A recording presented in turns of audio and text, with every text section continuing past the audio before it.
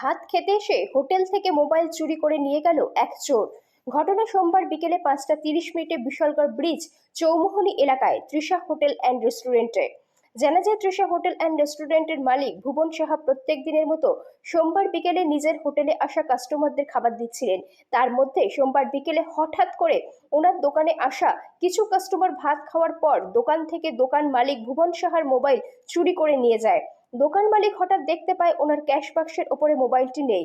অনেক খোঁজাখুঁজি করেও মোবাইলটা আর ফিরে পাননি তিনি। পরবর্তী সময়ে বিশালগড় থানায় অভিযোগ দায়ের করেন। জানা যায়, মাত্র এক সপ্তাহ হয়েছে ভুবন সাহা ওনার ওই হোটেলটি বিশালগড় ব্রিজ চৌমুহনী এলাকায় খুলেছেন। আর তার মধ্যেই হোটেলে ভাত খেতে এসে কে বা কারা মোবাইল চুরি করে নিয়ে যায়। উক্ত ঘটনায় রীতিমতো চাঞ্চল্য ছড়িয়ে পড়ে গোটা এলাকায়।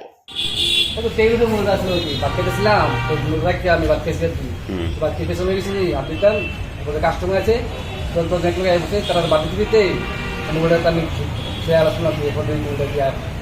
কাস্টমার গেছে মোবাইল কথা মোবাইল নাই নাই নাই নাই তারপরে ফোন করতে বলো তুলছ। কি কোম্পানির মোবাইল? Poco company. হ্যাঁ, কত টাকা দাম ওই বেটা? প্রায় 12,000 না 13,000। কোন জায়গাতে চুরি হয়েছে এটা? ওই 3 লাখ। হ্যাঁ, আমি এই দিকে বাচ্চা ছিল নাকি? আচ্ছা, কাস্টমার সাথে আমি গেছি, কাস্টমার আছে ওই কাস্টমারের বাচ্চা দিতেছি। এটা কি হোটেল? হোটেল নাম কি? তৃষা হোটেল। কোন জায়গাতে এটা? বিশাল